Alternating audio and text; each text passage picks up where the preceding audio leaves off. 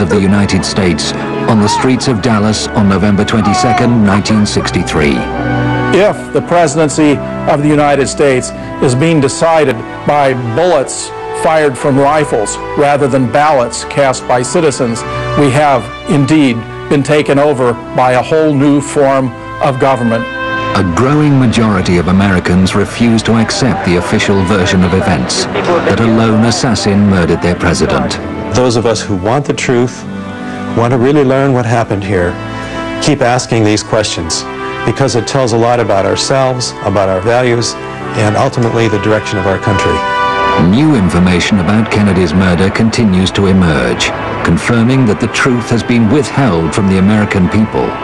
We're very lucky that there at least are people who individually have now convinced the vast majority against the mainstream media that the Warren Commission got it wrong.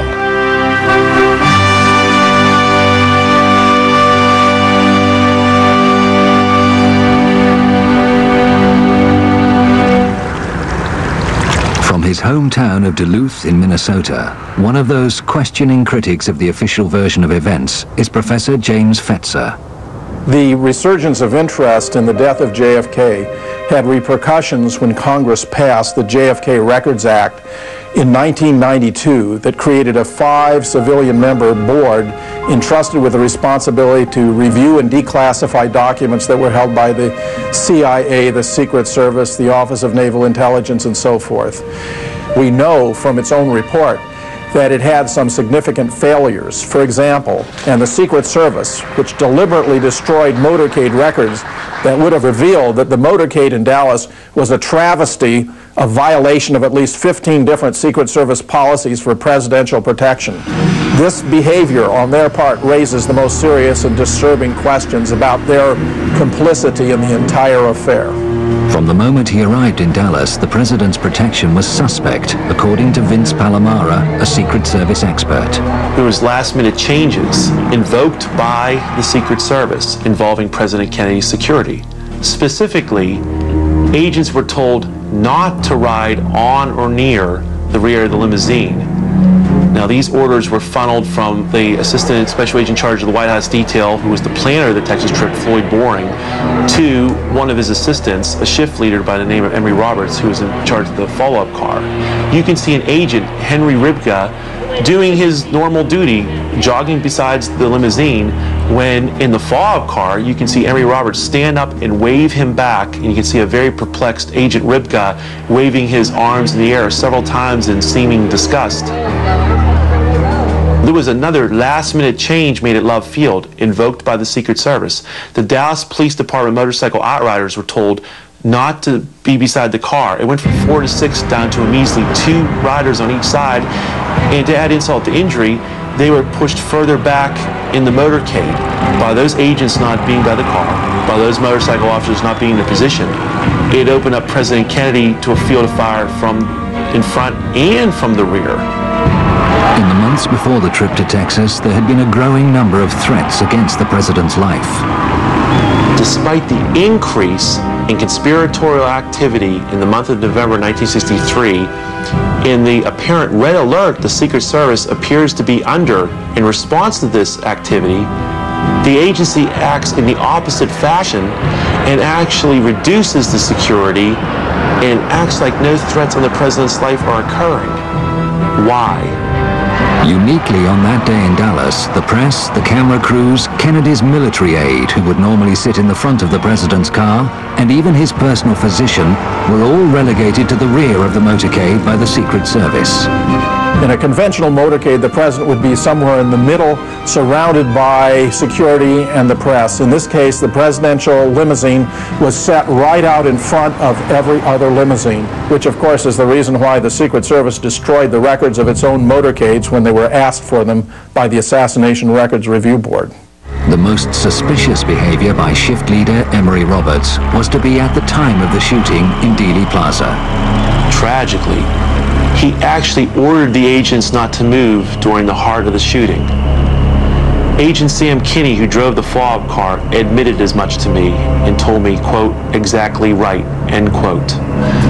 And all these deficiencies begin and end with the Secret Service, because they were the prime movers. They were the ones who were directing the security arrangements from Washington up to and including in the heart of Dallas during security meetings. They were the ones that gave out assignments, vetoed or approved of security arrangements. So the buck stops with them. At Parkland Hospital after the president's death, the media were reporting that the fatal shots had come from in front of the presidential car. A press conference was conducted by Acting Press Secretary Malcolm Kilduff at 1:30 after the president had been pronounced dead at 1 o'clock. Malcolm Kilduff explained that it had been a simple matter of a bullet right through the head while pointing to his right temple and attributing that finding to Admiral George Berkeley, who was the president's personal physician. This wound to the right temple and another wound to the throat, 3 different times described as a wound of entry, were widely broadcast on radio and television that afternoon. They were quickly suppressed because, of course, they contradicted the official government account, which was that 3 shots had been fired, all of them from above and behind. Connie Kritzberg was a reporter for the Dallas Times-Herald on November 22, 1963. A couple of hours after the assassination, she did a phone interview with 2 of the principal doctors who had tended Kennedy. I talked to Dr. Kim Clark, who was head of neurosurgery at Parkland Hospital, and Dr. Malcolm Perry. So I asked how many wounds were there in the president, and I was told Dr. Kim Clark said there was a gaping wound in the back of the head, and Dr. Perry said the wound I was working on was an entrance wound in the neck. And I asked him where it was located. I asked him, was it below the Adam's apple? He said, yes, it was in the midline, in the front of the neck, below the Adam's apple.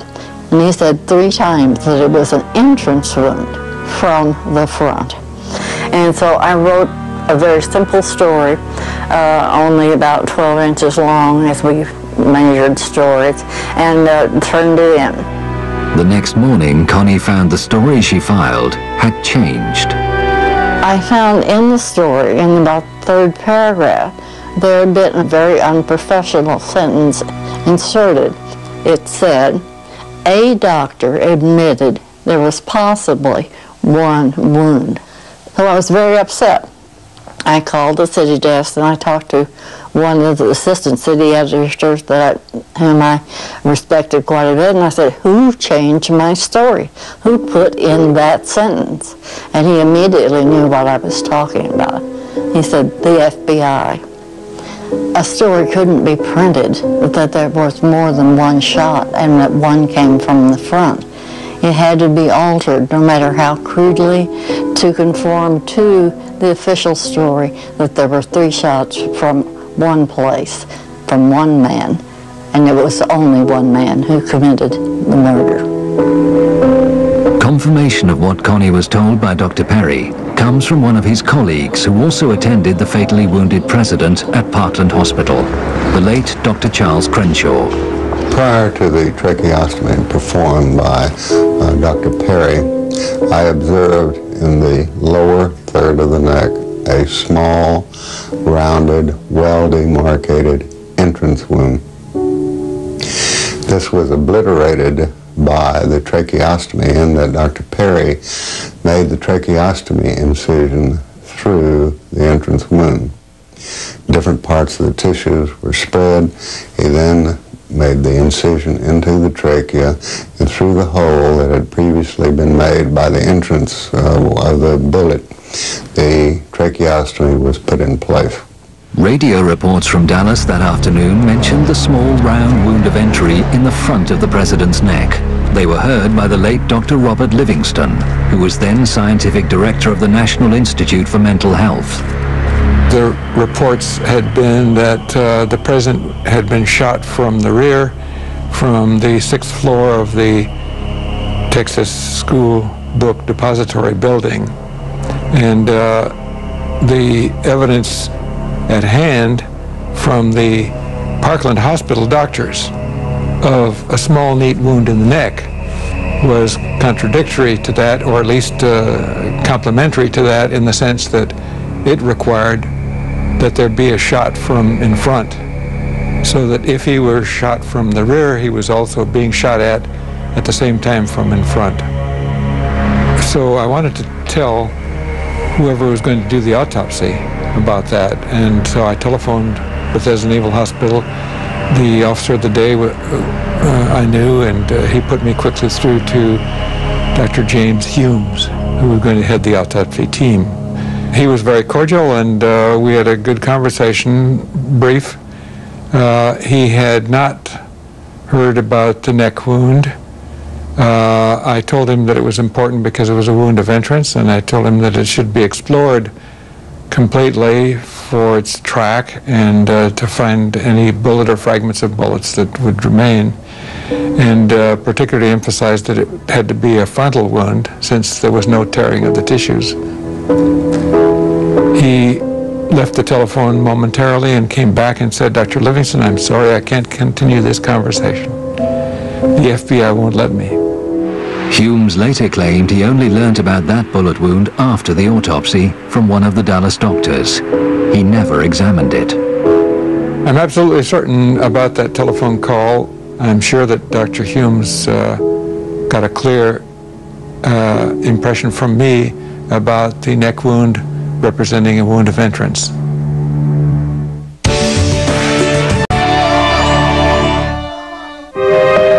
Further corroboration of a shot fired from in front of Kennedy's car came from the late Dr. Evalia Glanges in her only filmed interview. She was no stranger to guns. I've been handling a gun since I was a child. Couldn't even hold the gun. I had to put it on the fence in order to shoot it. On the morning of November the 22nd, 1963, I was a second-year medical student at Southwestern Medical University in Dallas, Texas. We ran around the side of the building to the emergency room exit, and the presidential limousine was there. Had been standing there for some time just watching the back of the emergency room when I realized that there was a bullet hole in the windshield. Talked to my friend next to me and said, "Look, there's a bullet hole in the windshield," and pointed it out to them. At the time, I did not know any of the details of the shooting. I was quite shocked when I looked up and saw the bullet hole, but it was very clear. It was a through and through bullet hole through the windshield of the car from the front to the back. I don't believe there's even any cracks associated with that bullet hole. It seemed like a high-velocity bullet that had penetrated from front to back in that glass pane. At which point a security officer of some type raced forward and jumped in the limousine and drove it off even as I was leaning against it to an area back of us somewhere. And that was the last time I saw the limousine. The Secret Service made certain no authority in Dallas had an opportunity to examine the bullet damage to Kennedy's car. The Secret Service also usurped Dallas authority and removed the Kennedy limousine from Parkland Hospital and flew that limousine back to Washington, D.C. For over a decade, researcher Doug Weldon, a professor of criminal justice and an attorney, has studied Kennedy's limousine and what happened to it in the hours after the assassination. Just as the president's body in an autopsy could have given us many answers, a thorough study of that limousine at that time without evidence being tampered with would also have given us many important answers as to what really happened. But on arrival in Washington, damage to the limousine was noted. Charles Taylor Jr., the Secret Service agent who had accompanied Samuel Kinney in driving the vehicle to the White House garage from Andrews Air Force Base, noted in his report that of particular significance, just left to center of the windshield was a small hole from which it appeared that bullet fragments had been removed. Nick Prunspy, a United States Police Park officer, also had an opportunity to take a look at the vehicle while it was in the White House garage. He noted that there was a small hole in the windshield, and based upon his many years of experience as a police officer, he noted that that hole had been caused by a bullet. Over the ensuing days, the car was scrutinized in the White House garage by a number of people. But one day was different. If one examines the White House garage logs, it is very interesting that in the late evening of November 24th, 1963, and the entire day of November 25th, 1963, not one person is listed as having come in to the White House garage to have any contact with the limousine. Rumors circulated at the time always denied that the presidential car was secretly flown from Washington to the Ford Motor Company in Dearborn, Michigan, for the removal of its damaged windshield. It is very clear that the only mode of transportation that could have been used to transport the limousine from Washington, D.C. to the Dearborn plant would have been via airplane. There are several airports in the Detroit area. It would have been a simple matter to transport the limousine undercover to its final destination, the Ford Motor Company's Rouge plant. The late George Whitaker Sr., seen here with his wife, was a lifetime employee with Ford and held a managerial position at the Rouge plant. He went to work on the morning of November 25th to be confronted by an amazing sight. He was astonished when he went to the B building where garage existed at that time, and he saw the Kennedy limousine that John F. Kennedy had been murdered in. The interior of the limousine had completely been stripped, and the windshield was not in the limousine. He went to the glass lab where he was in charge of laminating glass, and the glass lab door was locked.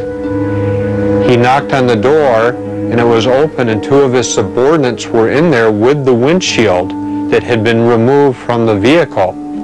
They were under orders to take that windshield and use it as a template in making a new windshield.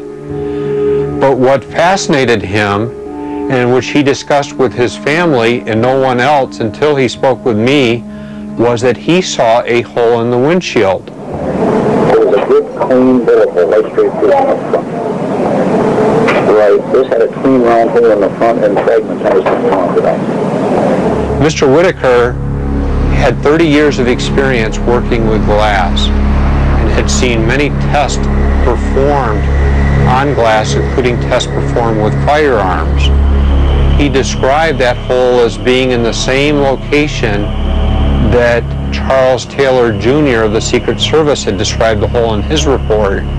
And of course, without knowing that anybody had observed it before then, but he also was absolutely 100% convinced that that shot had to emanate from the front of the Kennedy limousine, thus indicating that a shot had been fired from the front, to his mind, to 100% certainty. I asked him what had happened to the original windshield. His answer to me was, "We scrapped it." I said, "You destroyed it?" And he says, "That's right. Our orders were to scrap that windshield." After George Whitaker died in 2001, this statement was found amongst his possessions, reaffirming for future generations exactly what he had told Doug Weldon 8 years previously. This document was discovered, and for me, it gave the final stamp of approval that what he told me on that August day in 1993 was in fact the truth of what really happened.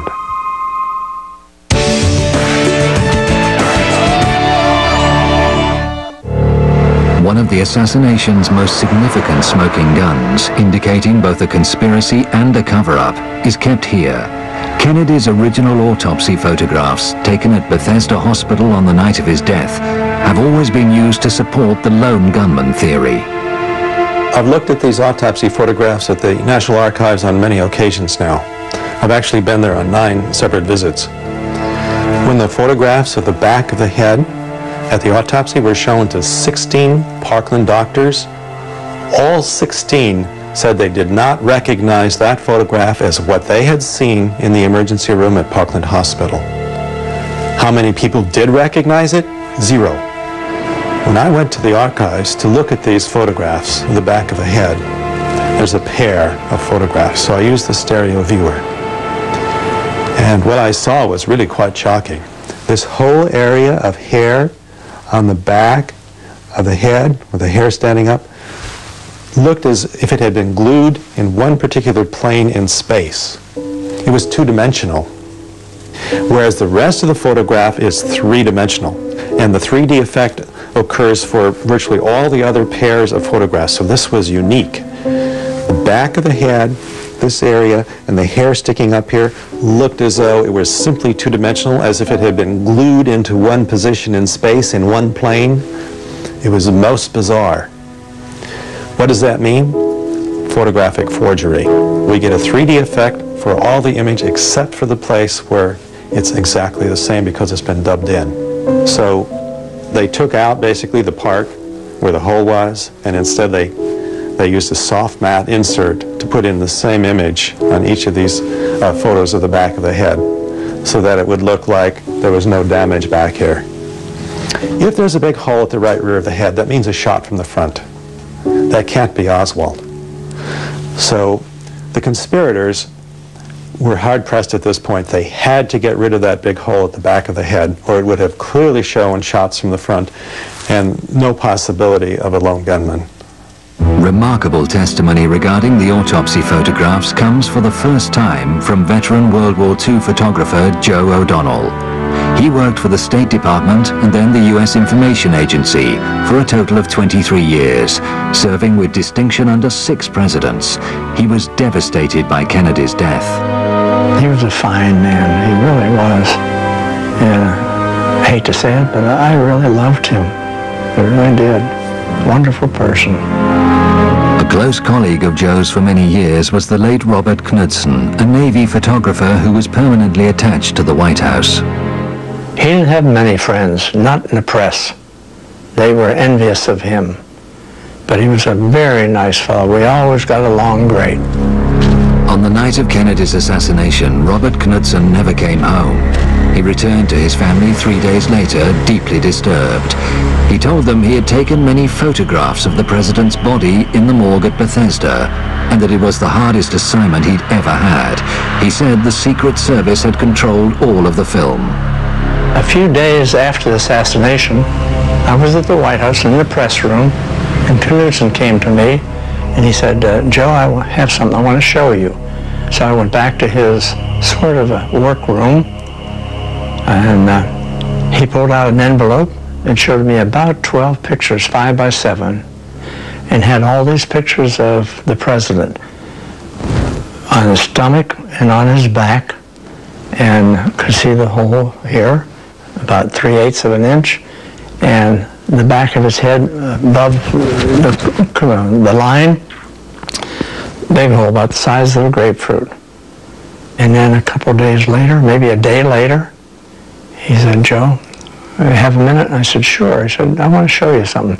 Those pictures I showed you the other day, these are the same ones, but a little different. And I said, what do you mean? He said, let me show you. He got the first one out, and I said, no hole. He said, no, they covered it up. And I looked in the back. The hole was neatly covered up. And I said, who did that? He said, well, I didn't do it. I said, well, I'm not saying you did, but I'm surprised. There is no record of Robert Knudsen attending Kennedy's autopsy, yet he had photographs in his possession that had clearly been altered to disguise a shot from the front. These photographs were always in the control of the Secret Service. So whoever changed this, whoever modified it, either had to be in the government or had to have the approval of the government to do this. We certainly can't imagine the Mafia, for example, doing this, or the Soviets. There's just no way. It had to be someone with government approval. The government continues to be haunted by the discrepancy between the wounds the autopsy photographs show and what the Dallas doctors actually saw. In the late 70s, the House Select Committee on Assassinations looked at the evidence of the Kennedy assassination, and one of the most disturbing things about that evidence when they looked at it was the fact that there were a team of doctors where Kennedy had been taken right after he was shot in Dallas. These are Dallas doctors who were experienced in trauma who had said he had a hole in the back of his head. The House Select Committee on Assassinations was trying to say that Oswald had done it, and with a hole in the back of the head, if you're being shot in the back and the bullet blowing out in front, that doesn't fit. So the House Select Committee reported that it had refuted the Dallas doctors. The Dallas doctors all got it wrong because they had better witnesses. Their witnesses were the witnesses that were there in the morgue during the autopsy. And they said that 26 witnesses that they'd interviewed all endorsed the autopsy photographs showing the head wound up here. None of them agreed that there was a wound back here. There is no medical evidence that President Kennedy was hit from the front and to the right. But they didn't let us see the interviews. They didn't let us see the documents that these people had prepared. In fact, they were scheduled to have been suppressed until 2028. When the documents tumbled out in the mid-1990s, lo and behold, the autopsy witnesses, who the House Select Committee had interviewed, said the same thing the Dallas doctors did. The hole in the head was back here. They drew diagrams showing the hole in the head back here or back here. And it became very apparent that the House Select Committee had just interviewed these people, suppressed their testimonies, and then misrepresented them in their report. The forensic pathological panel simply says that if he was shot out from the front and to the right, the shot missed. The doctors who were supposed to evaluate the medical evidence for the House Select Committee on Assassinations never saw these suppressed interviews where not only were the Dallas doctors saying there's a hole in the back of the head here, but so were the morgue witnesses saying there was a hole in the back of the head. So it was a complete abomination. It was perhaps the most dishonest thing that was ever done, and it was apparently done to keep Oswald as the central figure in this scenario.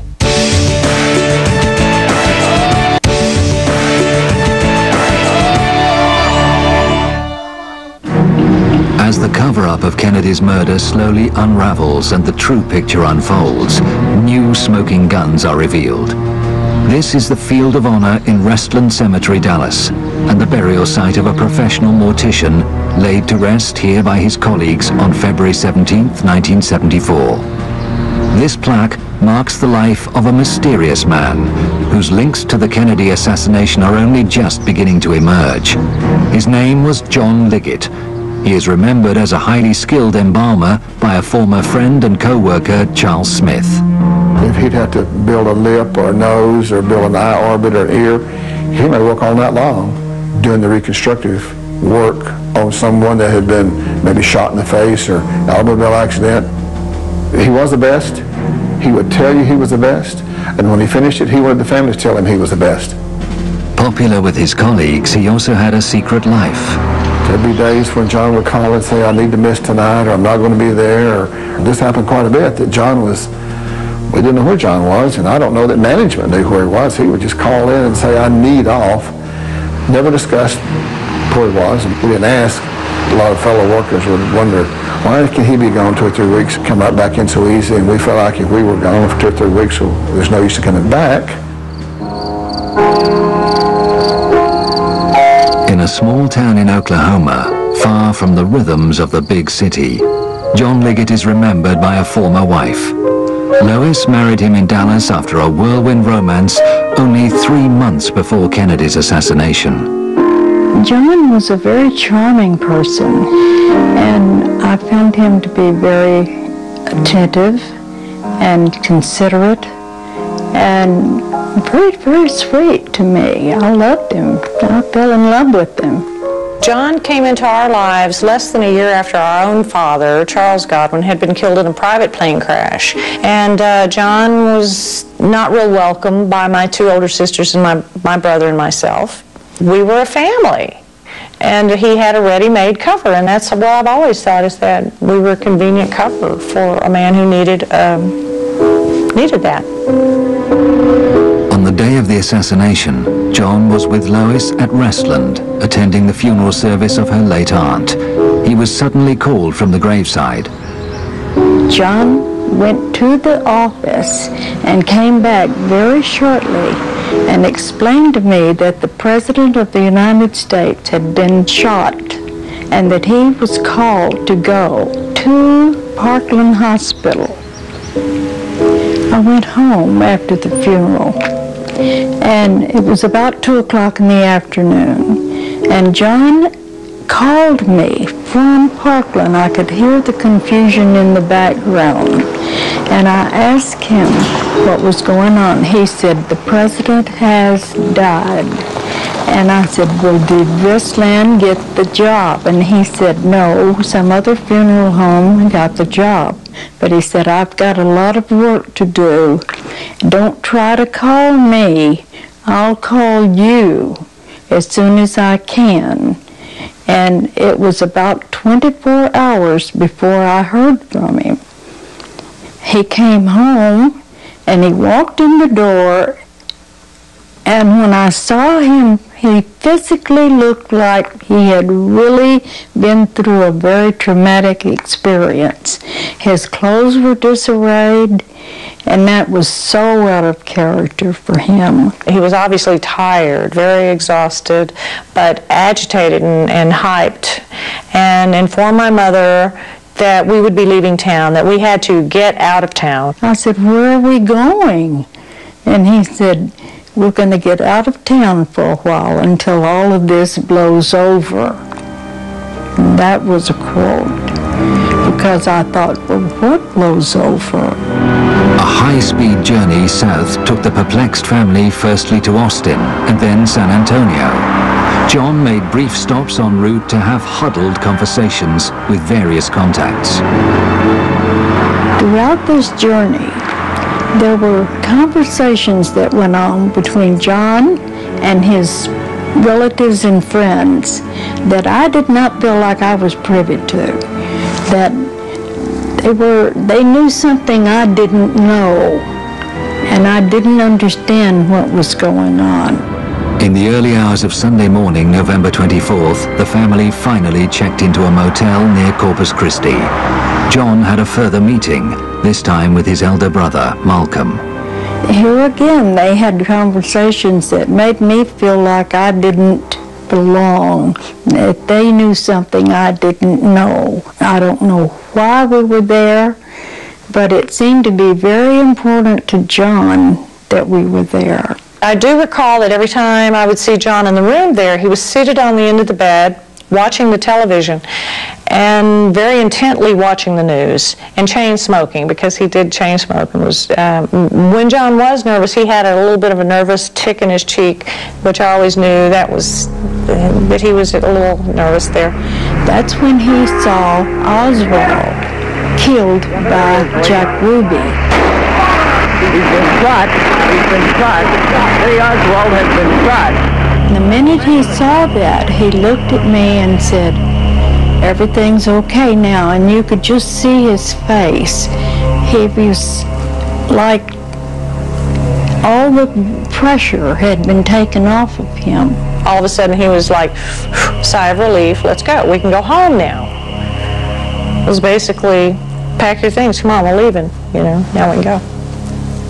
We went back to Dallas, and everything went back to normal as everything could be under those conditions of the president's death. But their lifestyle changed.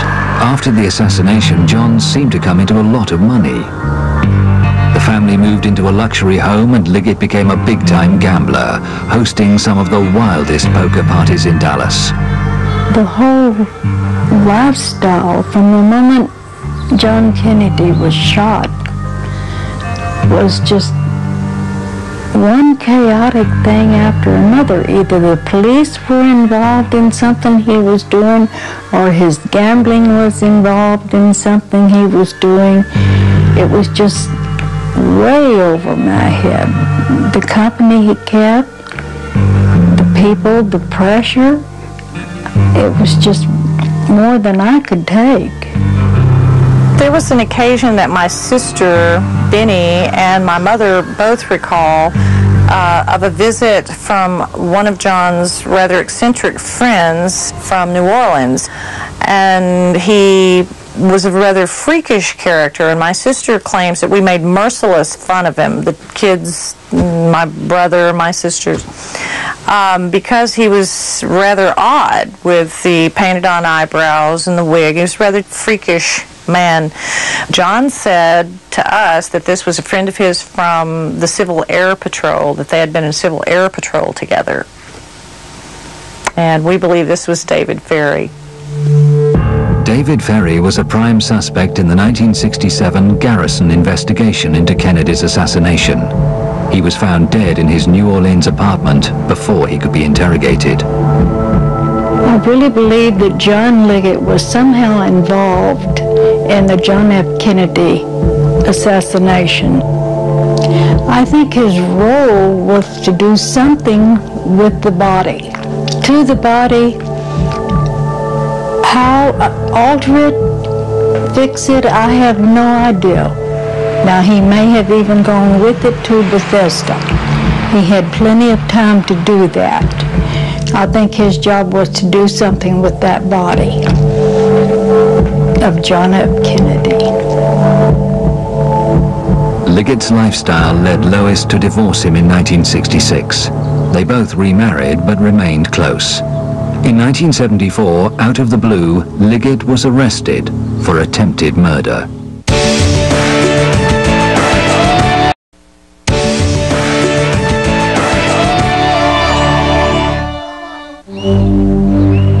This Dallas home was the scene of a vicious crime. Dorothy Peck, a friend of John Liggett's, suffered horrendous injuries and was left for dead, but survived to identify Liggett as her assailant.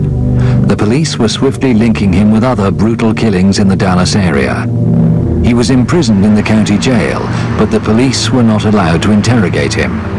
John had been held on remand for almost a year when his brother Malcolm insisted on meeting Lois in a park in Austin. He was very secretive about this meeting, and he wanted to walk. He wouldn't talk to me in my car. And he told me at that time not to have any further contact with John, that it would be in my best interest not to. In fact, he said, if you care anything at all about your children or yourself, you will not see him or correspond with him anymore. And I think that Malcolm felt that if I talked to John, John would tell me something that either Malcolm or someone Malcolm knows didn't want John to tell me. And I really believed that. I was so frightened by this action that I moved to Lubbock, Texas. And a few weeks later, I had a phone call from a friend there who told me that John had been shot in the back and was dead. On the morning of February the 14th, 1975, Liggett was being transferred with other prisoners from the courthouse in downtown Dallas to the nearby county jail. The police vehicle had entered the garage when Liggett, using a hidden key, slipped out of his handcuffs and made a bid for freedom. A single shot in the back, fired by a sheriff's deputy, killed him instantly. I feel like Malcolm knew that there was something that was going to happen. I feel that he knew more than he was saying to me. And it frightened me for myself and for my children. But the mysteries do not end with Liggett's death. In 1992, Deborah, for the first time, met Leona, John's wife at the time he died. Although reluctant to talk, Leona recounted a visit to Restland to view Liggett's body prior to burial. She came out from East Texas to Dallas, and she was shocked and surprised because to her, this was not John. It wasn't John there. She said that the person that was in the casket that she was shown had a mustache, and this to her was also an indication this was not John, and I too would have to think not, because John never, as long as I'd known him for the many years, could even grow a mustache. I did get the distinct impression that Leona was very nervous, even at that time in 1992, to speak with me about the details of John's death and her suspicions that it was not John that was buried there, and probably rightly so. I think I would be very nervous to know that as well, and I think I am. John's brother Malcolm handled the funeral that took place 3 days after the shooting. John's former colleague Charles Smith was there. There's no doubt the person that we handled the funeral for, the person that we embalmed, the person that I helped dress and we put in the casket and handled the funeral service for, that was John Melvin Liggett. That was a John Liggett that we knew for several years prior to this incident happening. But the story does not end there. After his divorce from Lois, John worked in Las Vegas for 3 years as a dealer. He had close contacts there. Recently, Lois was on vacation in Vegas with her grandchildren when she had the most extraordinary experience. We were in a casino, and I saw someone that looked exactly like John Liggett. And he turned around and looked at me and heard me call one of my grandchildren's names. And when I did, he looked at her. And he looked back toward one of the people that worked with him, turning his back to me, and said something to him about me because he pointed back of himself toward me. But we didn't stay around to find out if that was John or not. I was pretty shaken by it. I really felt like from the back of his head, and when he turned around and faced me, I thought it was John Liggett. So it wouldn't surprise me a bit in the world if he were in Vegas. In fact, that's the most logical place I can think of that he would be. Lois and Deborah's suspicions about John Liggett's ties to the assassination are reinforced by a photograph that has emerged in recent times. It was taken at Jack Ruby's Dallas nightclub, The Carousel, prior to the assassination and Ruby's shooting of Oswald. Obviously, one would recognize Jack Ruby. Immediately to his right is John Liggett's brother, Malcolm Liggett. His wife, Suzanne, the blonde, to his right. We met her several occasions that she was at our home.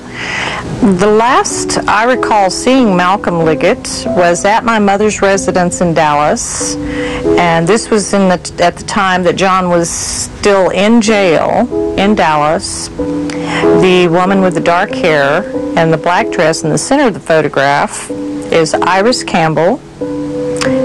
Not at the time of this photograph, but years later, my mother met Iris when they were living in West Texas, out in Lubbock.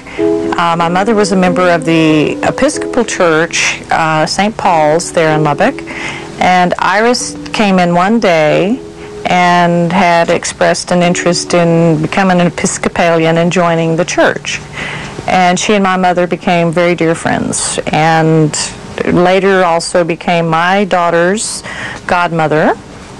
For a few years there, she was in and out, in close contact with my mother, came and visited frequently, and then disappeared, basically just disappeared. And I've not seen Iris Campbell, and neither has my mother, for many, many years. She just kind of faded out.